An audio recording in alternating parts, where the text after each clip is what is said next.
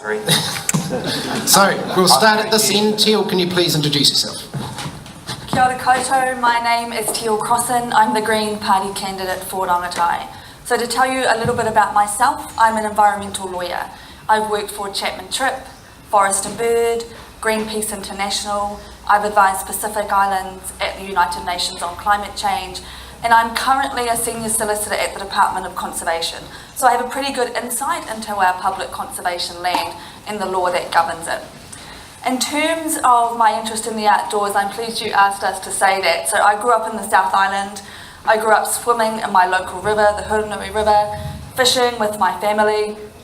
As I got older, I started to rock climb. Those of you who know the Christchurch Crags, climbed at Aupaki, Castle Rock, further up north, Paynes Forward, which is an amazing place.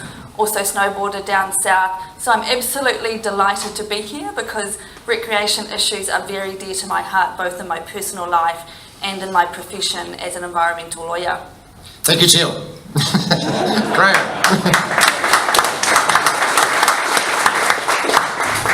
Hi, my name is Graham Sullivan. I'm the ACT Party candidate for Rimutaka.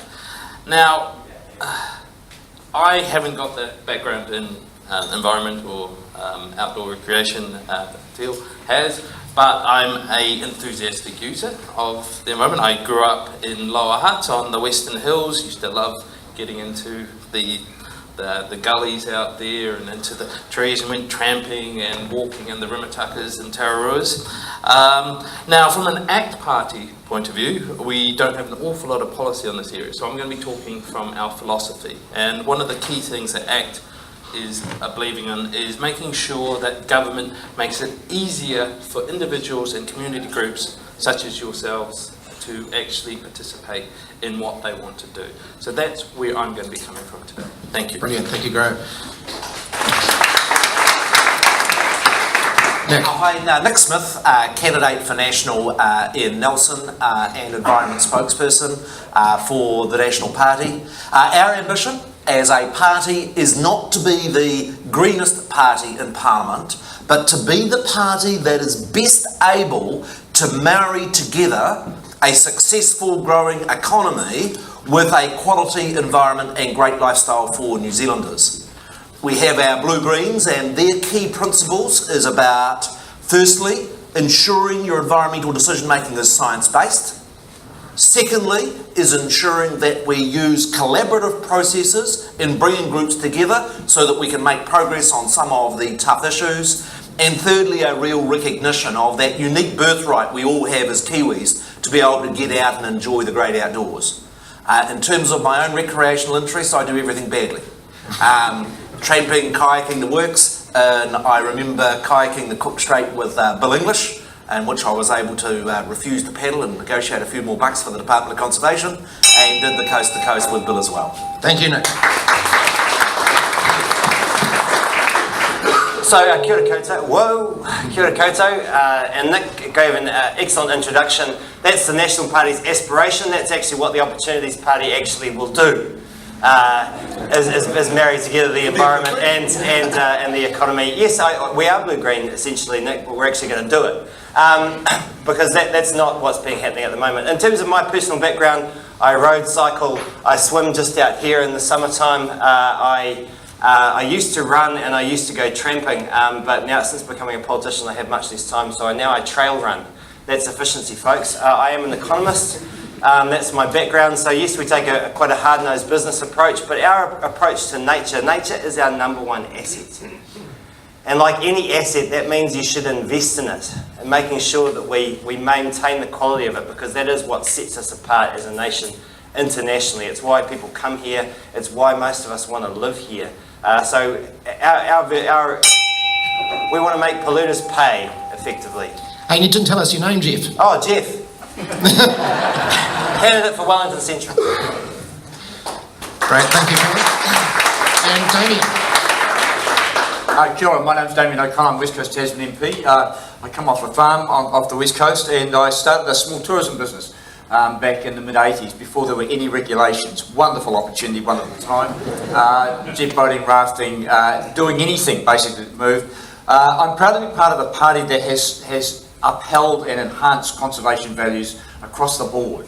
And we've also promoted participation, hee-ha, right at the school level, encouraging people to get out. And that is the core of our policy going forward, to encourage as many young people to get out and enjoy the outdoors. I now do whatever I can in the time I have. I've skied in Europe, I've skied, I will bike, I'll run, I'll do anything I can when I get the time. Kia ora.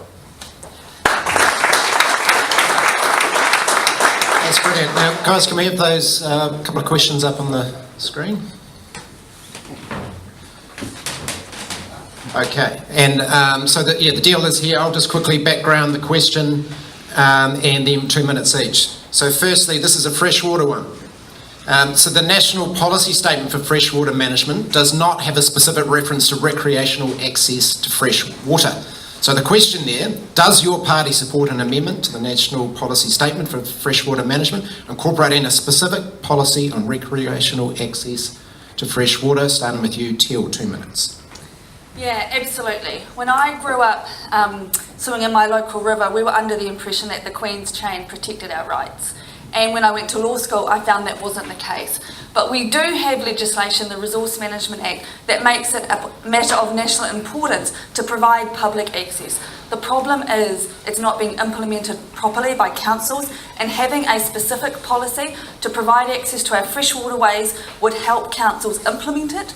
We need to have more Esplanade Reserve provisions when there is subdivision, so we absolutely support that policy. We also need to ensure that our rivers are clean if people are going to have access to them. 2/3 of our rivers are unswimmable, monitored rivers, because the national government has refused to stop pollution entering our waterways. In government, the Greens will make it an absolute priority to clean up our rivers. Thank you. Graham. In principle, ACT would like to see the recreational use of fresh water the same as salt water. What we are conscious of, though, we want to make sure that property rights are protected.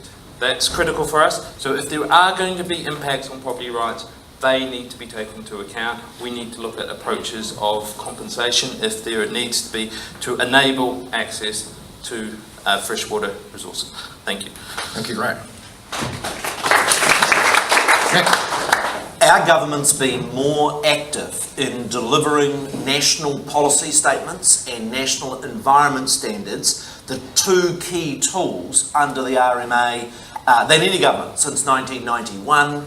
A really big piece of work has been the NPS on freshwater that sets bottom lines around issues of whether it be nutrients, whether it be in terms of issues like oxygen in our rivers, whether it be issues of E. coli and standards. Now, it is absolutely right that the focus has been on getting that framework in place for limiting those that impact on both the volume of water in our rivers and the quality of that water. I am quite open to further NPSs in such areas as recreation. Recreational access is actually an issue that is managed more by district councils than by regional councils. And it's actually a broader issue than just that of access to our freshwater bodies like lakes and rivers. There may be good sense, and I'm open-minded about a national policy statement more broadly about the issues of access. The two commitments we have made to advance on an NPS, if we're privileged for a further term of government, is in respect of biodiversity protection and in respect of the issues of natural hazard management. Brilliant. Thank you, Nick. A national policy statement under the Resource Management Act, which is a legal requirement for every regional and district council to follow. Thank you, Nick. Yeah, much like the other parties, we're supportive of recreational access. I think the key challenge we have, there's great recreational access in the UK, all sorts of rambling. I did quite a lot when I was in the UK, and at one stage ended up in a paddock full of bulls, which caused me to have to leap over a fence into some brambles. So I do wonder about the health and safety aspects and how that'll work out in New Zealand if we allow recreational access, but that to me is a minor detail to work through. And much like Teal, I think the key issue here is actually making sure that our fresh water is worth accessing, frankly, because in a lot of cases that is not the case. The government have done some great work on keeping stock out of rivers. That'll improve E. coli levels, but we have a lot of work to do still on sediment levels in our rivers, replanting our 1.1 million hectares of erosion-prone land, and on the nitrogen levels in our rivers. And this is the really big issue that is coming, the nitrogen leaching from our farms, which is creating algal blooms in our rivers. We need to limit that, and what we are suggesting again is a polluter pays approach, that anyone leaching over a certain amount pays, and that money goes to businesses that are operating below the level to encourage people to farm in a more environmentally sustainable fashion.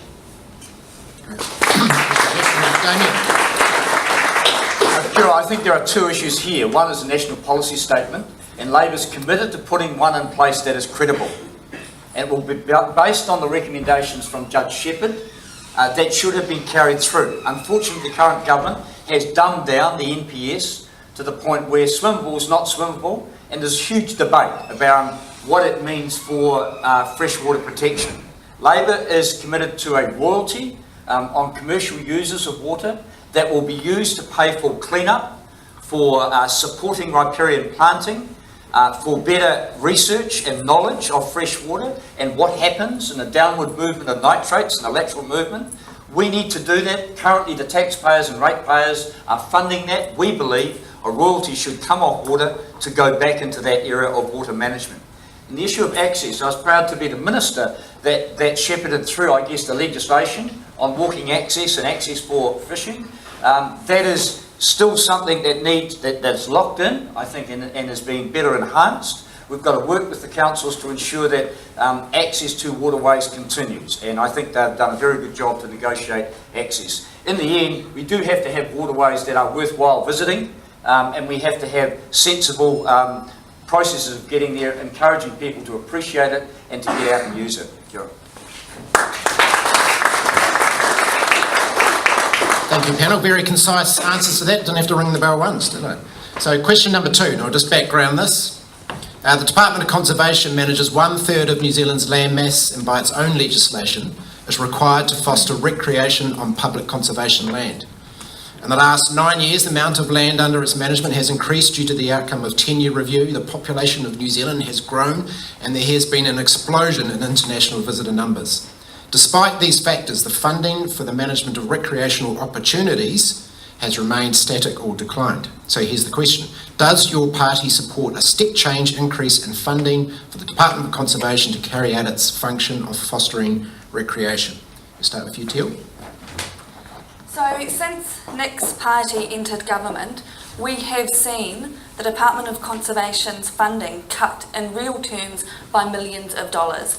I know he's going to disagree with the figures, but I actually work at the Department of Conservation, and I have seen the reduction in rangers and scientists doing conservation work on the ground. It hasn't only affected recreation, it had a major impact on our ability to protect our threatened species. About 1/3 of our bird species are threatened with extinction. The Parliamentary Commissioner for the Environment released a report early this year and described the situation was desperate, and she said that we will need more money if we are going to seriously fix that. The Greens conservation policy is to double money for conservation that will enable doubling the amount of predator control so we can have a realistic chance of making New Zealand predator free. In terms of recreation, I'm not going to apologise. Our focus absolutely is on conservation because people come to enjoy our outdoors because it's healthy. However, our policy is also to introduce a tourist levy, $20 at the border for every tourist, $15 will go towards conservation, and $5 will go towards our tourism infrastructure. We absolutely need to fund that properly, and our estimates is that will be about an additional 20 million years on average for tourism infrastructure, which also helps impact on the ability of our wild places because tourists are also having an impact. So let me make it clear, funding for conservation is an absolute priority for the Green Party and in government. You can be assured you have a party that is committed to looking after our threatened species and enabling recreation. Thank you, Teal. The ACT Party wants to get a little bit smarter with how we spend money in government generally, but specifically in the conservation area. what we're trying to do is decentralise the actual funding from approach. Now, what we're going to do is there's a huge farm that business that government owns called Landcorp. Now, we want to sell that because we don't think government should be in the business of commercial farming. And we want to take the funds that government gets from that and we want to be able to give that out to community groups to set up conservation areas or conservation activities. Now this is something that, depending on how it's rolled out, we can increase the flexibility around that and look at how we can help funding recreational activities and involve that. The other thing that we want to do is any building activity within an area, half of the GST should go back to the local government to help fund infrastructure development. So that will mean that if there's a lot of tourists, a lot of people using an area and there needs to be some building done to accommodate that, some of the funding, the tax, the GST from that will go back to the local government to help with access and helping out in the conservation area in that area. Thank you. Thank you, Ray. And opposition parties are always going to outbid the government of the day and how much money they tell you they're going to splash around. If you go do the numbers, and I encourage you to have a look at the website, and you look at the gap between the promise and what's in the kitty, they're out by about 12 billion, and that's one of the big choices people have got to make on the 23rd of September. In terms of conservation, when we came into government, the budget was 372 million. This year, the budget for the Department of Conservation is 466 million. But it's not just about funding, it's about getting results. Can I pick up on a key challenge around the survival of birds? If you want birds to survive, you've got to be prepared to have the courage to do the pest control. That is, when we came to government, 300,000 of hectares under pest control, now over 1.2 million. And yes, you cause a bit of controversy around issues like 1080, but if you're serious about protecting New Zealand's biodiversity, they are debates that New Zealand needs to win. In terms of new funding going forward, our government has announced over $100 million of different packages for things in terms of toilets, in terms of tracks, 2 new Great Walks, the new Great Walk that's being built in the Paparoa National Park. We do not support a crude levy at the border. We do support differential charges for visitors in areas like our Great Walks with fish and game levies and those sorts of things where we've got international visitors in New Zealand. That's because we want to keep it economical for New Zealanders to enjoy the great outdoors, but we've not got no problem with a more market charge for those international visitors that come to our country. I would actually like to acknowledge the work of the National Government in the area of 1080. I think they have done an excellent job in carrying that debate forward.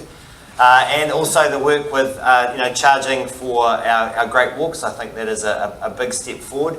But if you look overseas, they don't just charge you to stay in huts, they charge you to even enter their national parks. You know, I've been to ones in the States and Canada where there's a big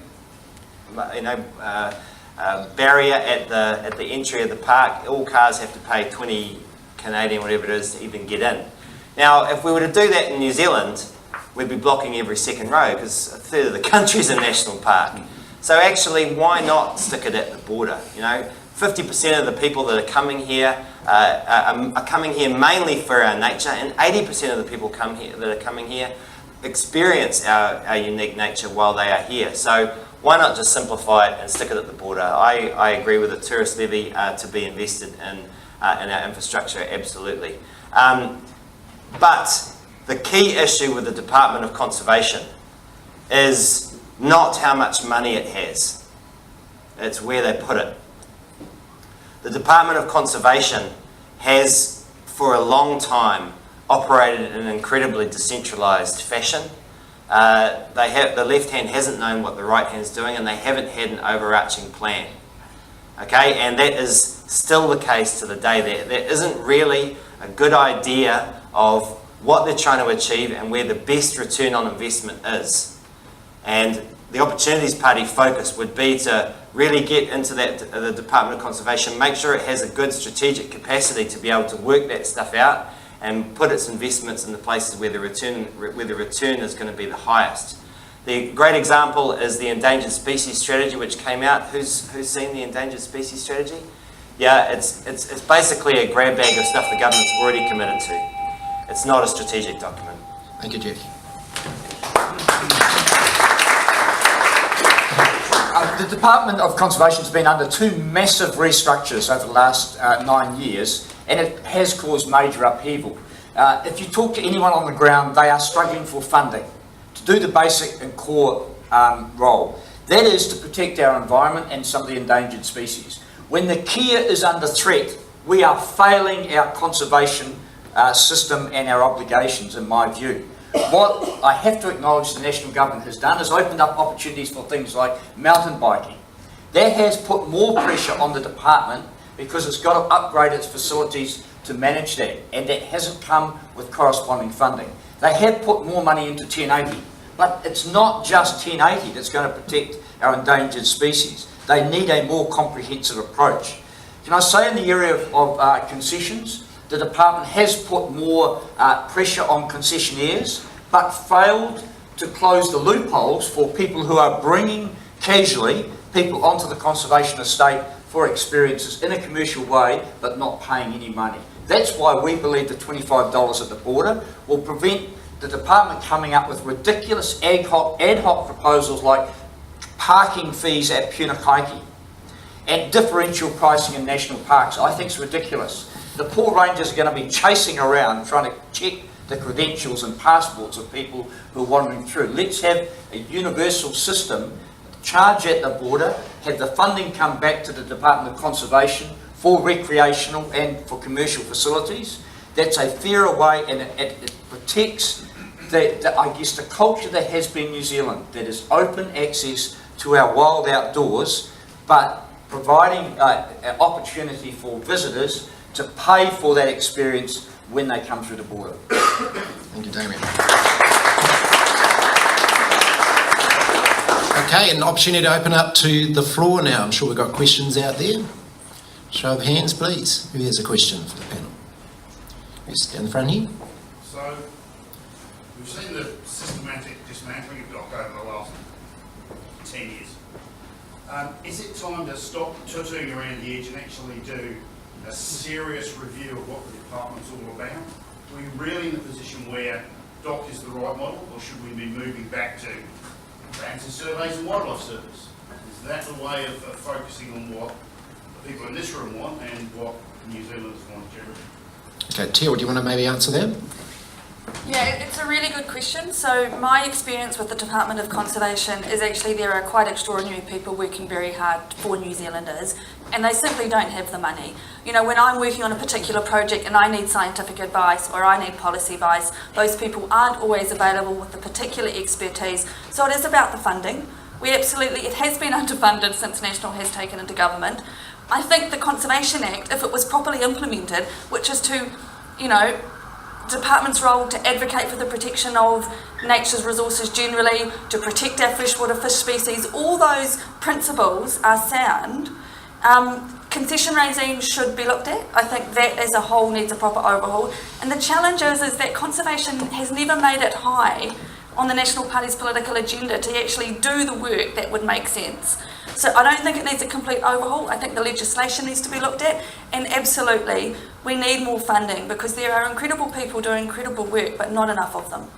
And I just wanted to I need to respond to the challenge about 1080. When I spoke about what the Green Party policy is, we will double the amount of pest control. That is our policy because it's not enough is happening when a third of our species are on the brink of extinction. And Nick, maybe a response to the question as well? Yeah, look, I'm a very strong supporter of our structure of the Department of Conservation. I don't buy the rhetoric that it's all doom and gloom. When I was privileged to be Minister from 1996 to 1999, the department had a conservation of 820 staff. Today the department has a staff of 1,700 staff because the value of money changes over time. Yes, there is more that can be done. The reality of New Zealand's biodiversity challenge is one that our government wants to partner with community groups. For instance, and you say that's small fry, I've got a $20 million project in the Avon Tasman to restore it to what it was with Project Jansoon. Similar projects going on in the Taranaki. So my view is that yes, government does need to invest more. It's gone up by about 100 million under our watch, But equally, we need to engage with New Zealanders and have them involved in whether it's the Brook Sanctuary in Nelson, whether it's Gareth Morgan supporting the government with the pest free of the Antipodes down in the sub-Antarctics. Those sorts of partnerships has got to be part of it as well. I am resistant to those that think the answer to every problem is kicking government departments up and re-scrambling them. At the core, DOC is a bloody good outfit. Can I briefly answer? Just briefly, Jeff. Yeah, I mean, your idea, organisational structure follows what secondary to what you're trying to achieve. And I don't think we know what we're trying to achieve in either tourism or biodiversity. You know, who has overarching responsibility for tourism? Who has overarching responsibility for biodiversity? Cabinet? I mean, well, yeah, but they're not doing independent analysis, are they?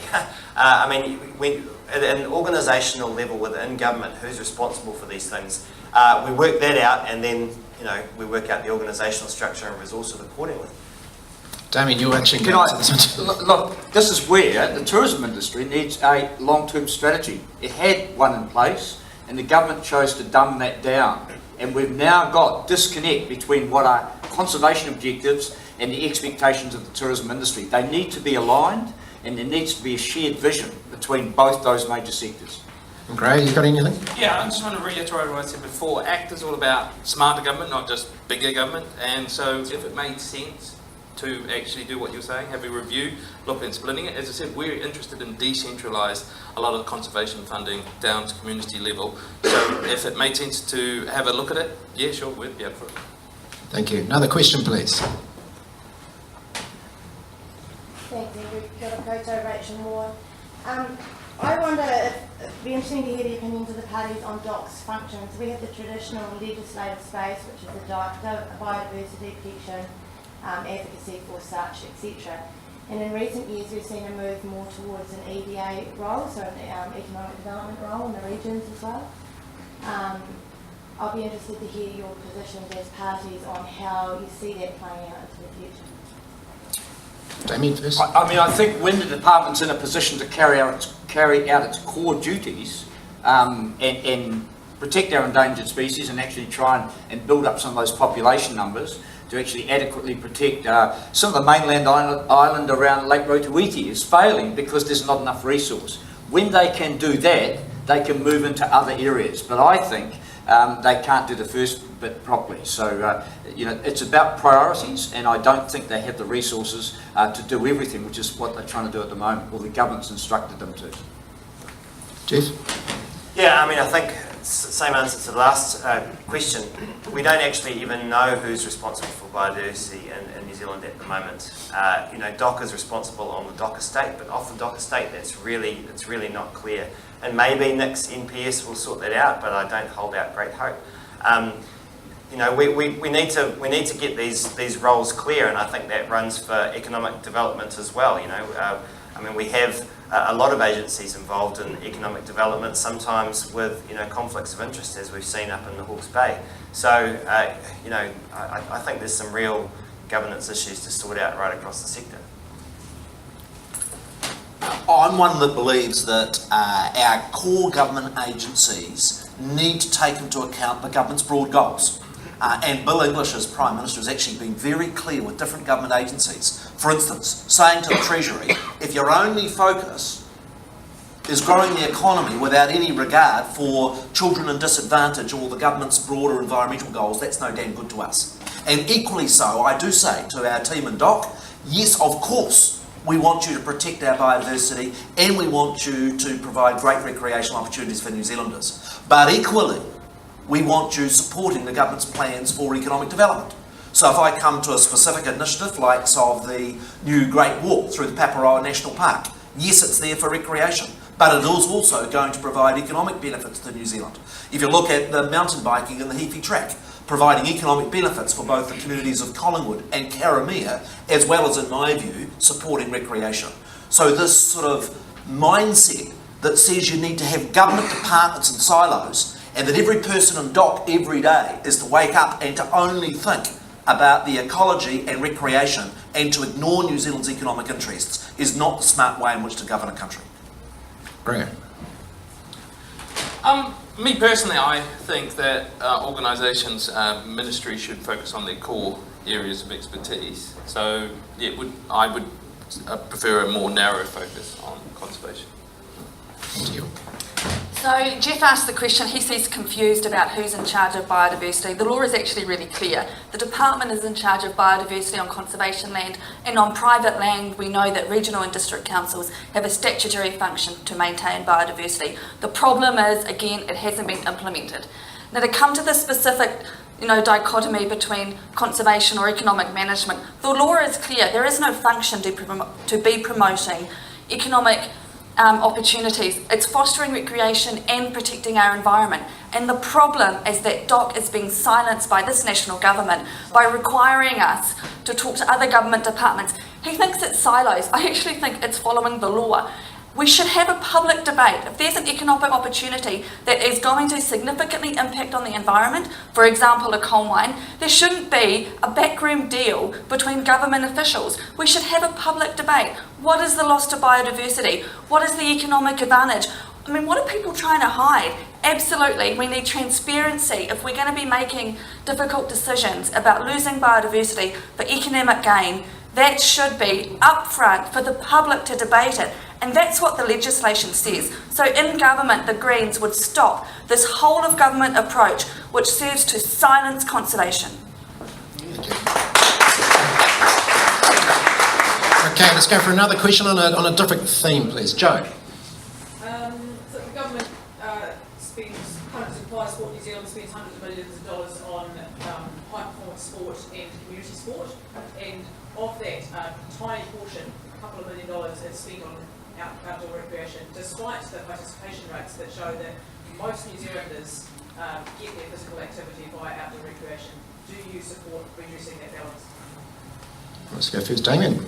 Can I say that extra funding that we will commit in this area will go to participation?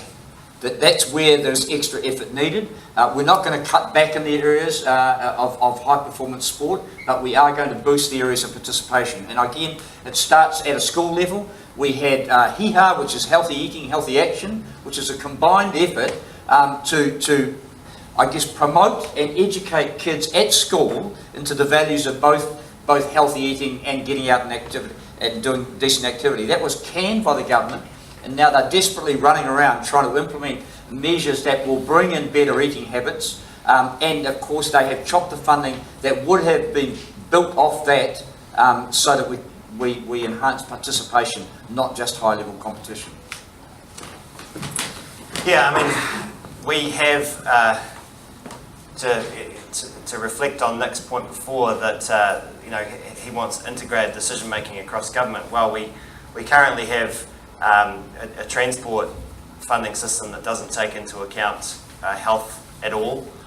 We have as Damien points out, we have an entire health system which barely considers prevention at all, even though the returns on investment are far greater than they are, by putting the ambulance at the bottom of the cliff, as it were. So I think we need to think about these things far more holistically. We should be investing our transport budget in what is going to give the best returns to us as people, not to us as truck drivers.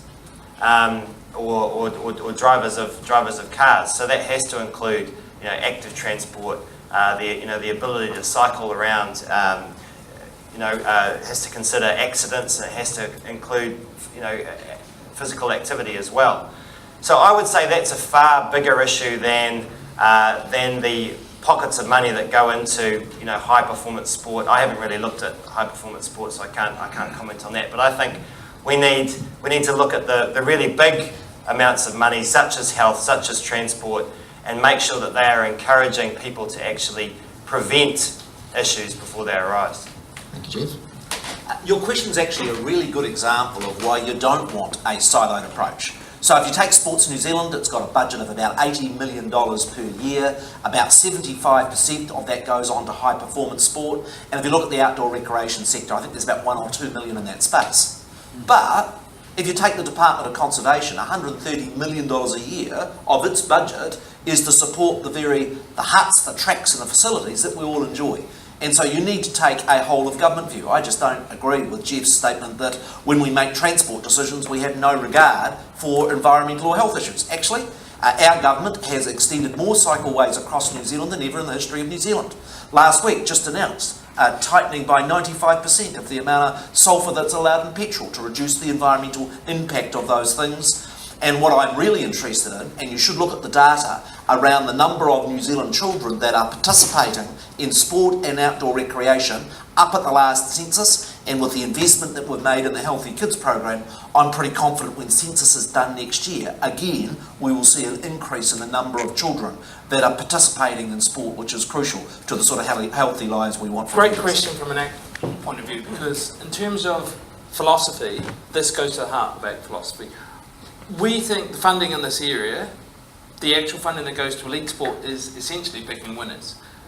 We don't think government should be funding the big sports that, or the high profile stuff, so politicians like Nick and Damien can get photo ops with... I haven't had any.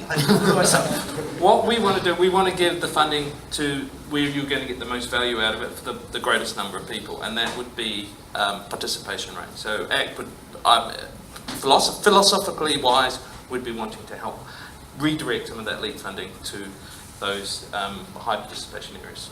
There's some outdoor rec champions out here, Nick. We can get a photo op for you later. Teal. Okay, this is a bit weird because I'm going to agree with Gray here. We also support reducing the funding. We think it should be going towards what people are actually participating in.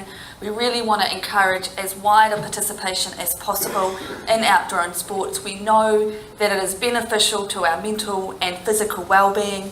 We also want to make it more inclusive by targeting those groups that aren't participating. It's great that we've got more kids, Nick, but we know that women, older New Zealanders and Asians aren't participating as much, and we want to make it as inclusive as possible, and the funding should be directed towards that.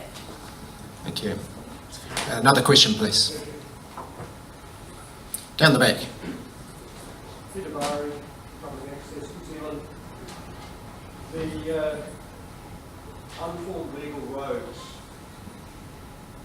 there's a process going in under the task force for reduction of rules, and I understand it's fairly well advanced that there's policy being developed with local government to reduce the number of unformed legal roads or the process to abolish them.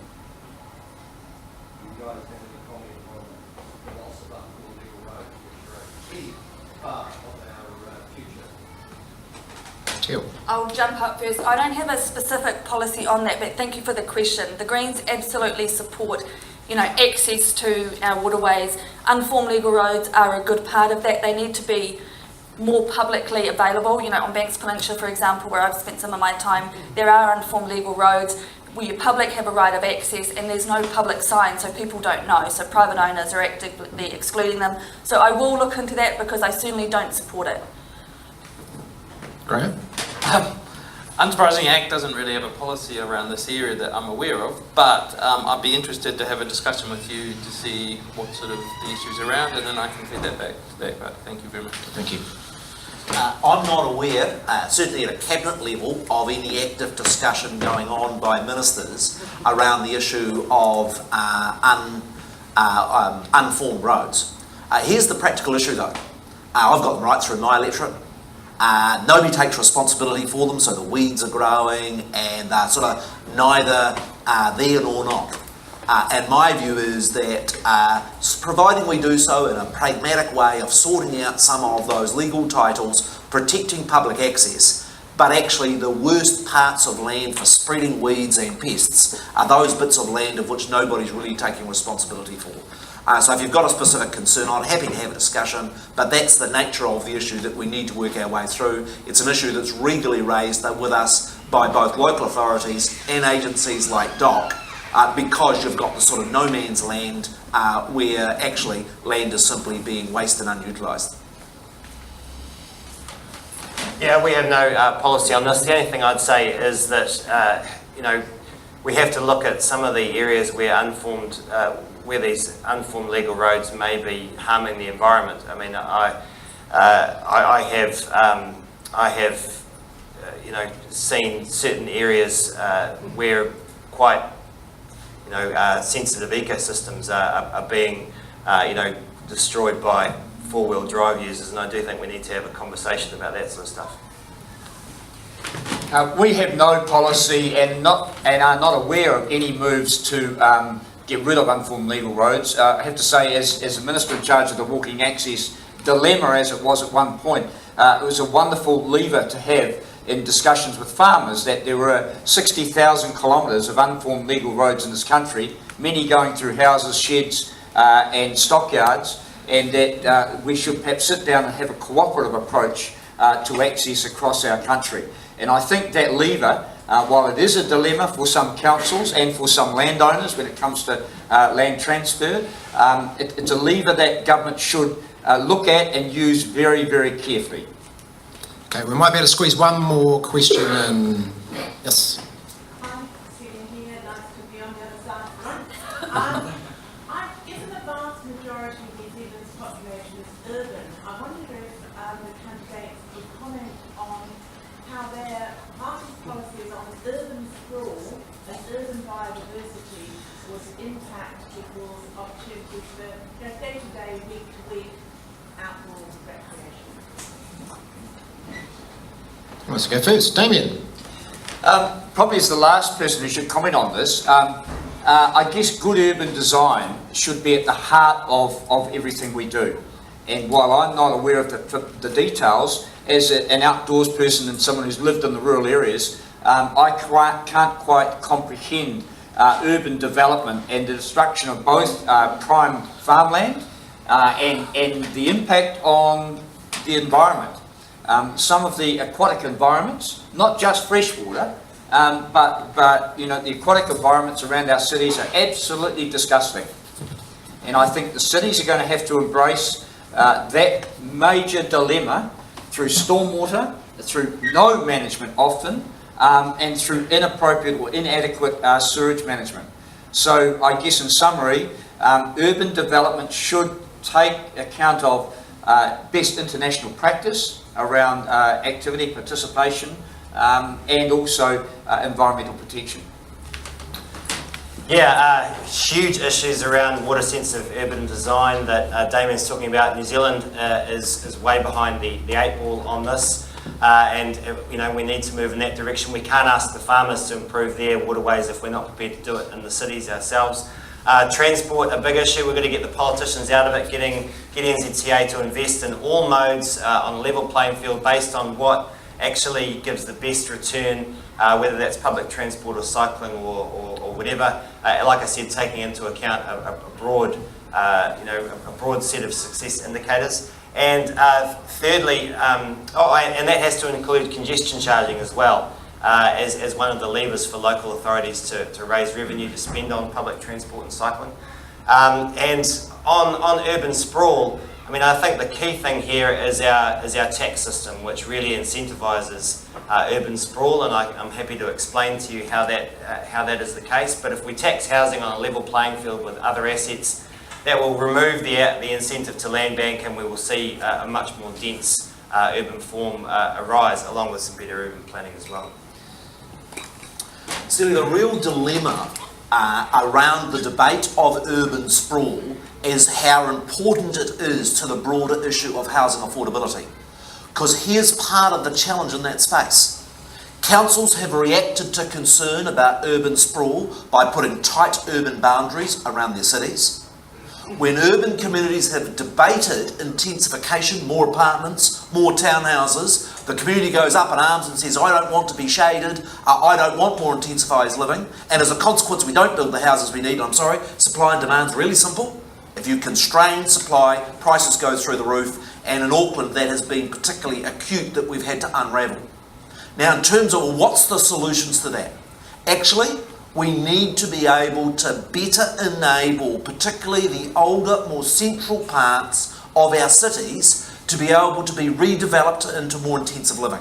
And that is why one of the key statutes that we will want to advance next year, if we're privileged to be government, is urban development authorities. Some of you may have been to the Bangaroos in Sydney, or the Docklands in London, or those areas. But the legislation we have at the moment makes it really difficult to actually be able to redevelop some of those older areas that have the opportunity for fantastic urban design. The last bit I'd add is there is a role for stronger government direction. Last year we put in place the National Policy Statement on Urban Development. What we need to further add to that is whether it's the opportunities that Wellington's had with Zealandia of creating, right in the city, the opportunity for city folk to connect with New Zealand's special species, and equally around issues of water. The question for central government is how do we partner with councils to be able to do more of that sort of stuff? Thank you. Was that, Nick, was that urban development, is that the one that was discussed yesterday, released yesterday?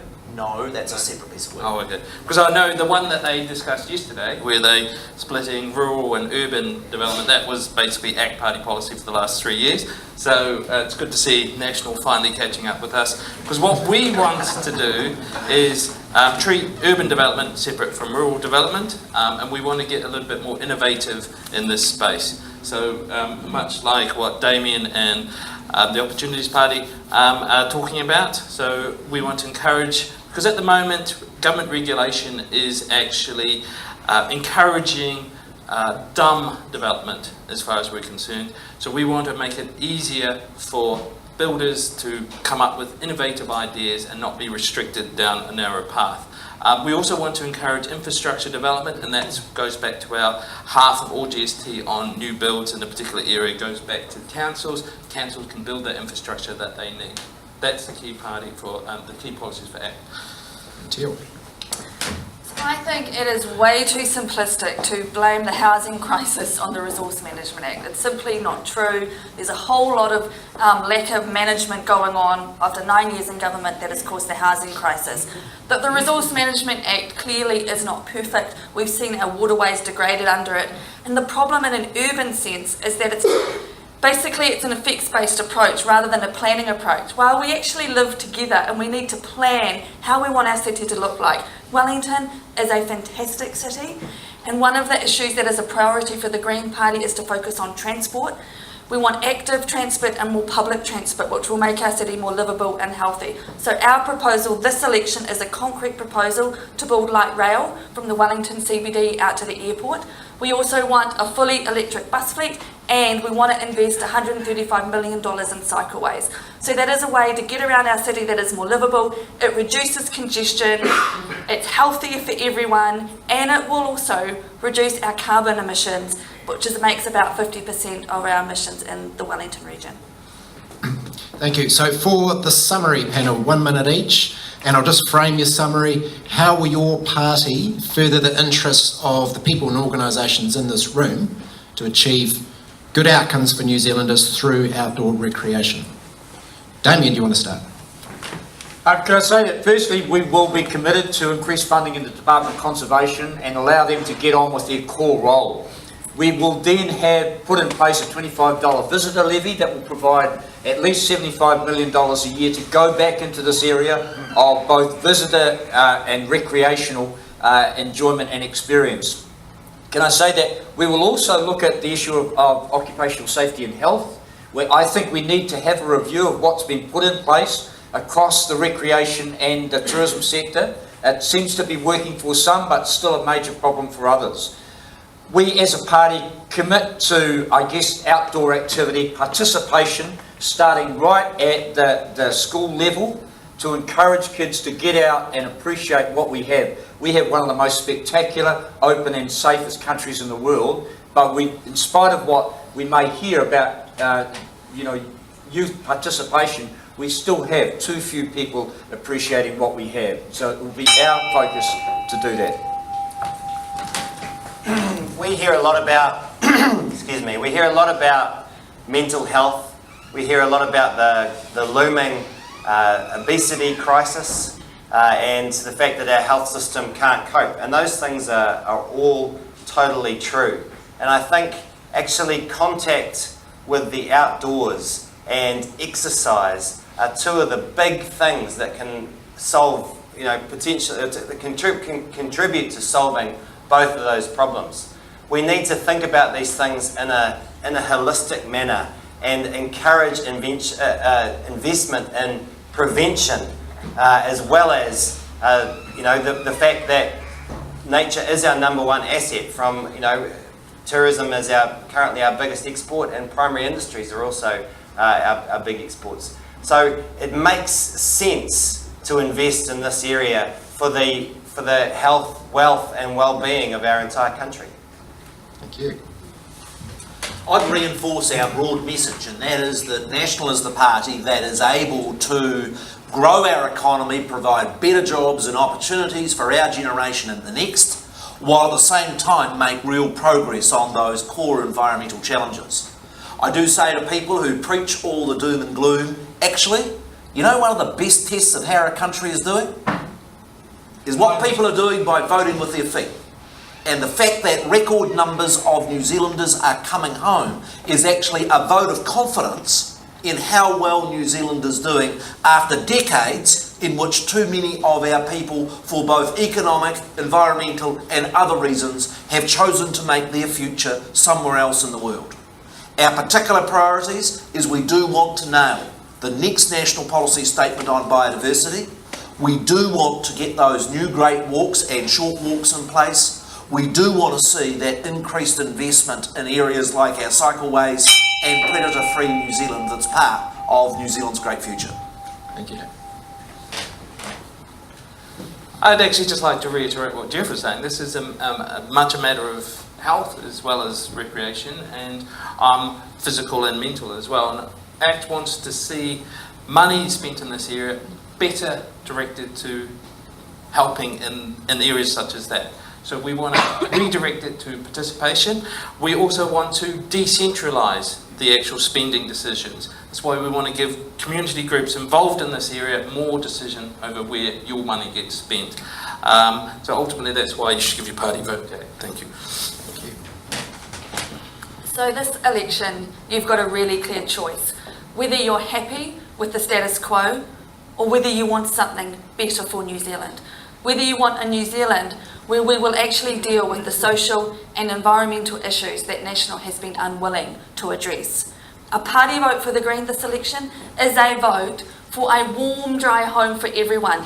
It is for swimmable rivers and it is for re-election on climate change. In terms of what is specifically of interest to your group, we will clean up our rivers. We will introduce a levy for nitrate. We will stop the pollution of our rivers. National government has subsidised large-scale irrigation schemes, which leads to more intensive farming and more pollution in our riverways. And we will also work with farmers to help them transition to more sustainable farming practices. On conservation, where we all like to recreate, we will increase stocks funding and double the amount of predator control. A party vote for the Greens is for a party that is committed to environmental protection because it is our core value and we're the only party in Parliament with a track record of advocating for that. Kia ora koutou. Kia ora te.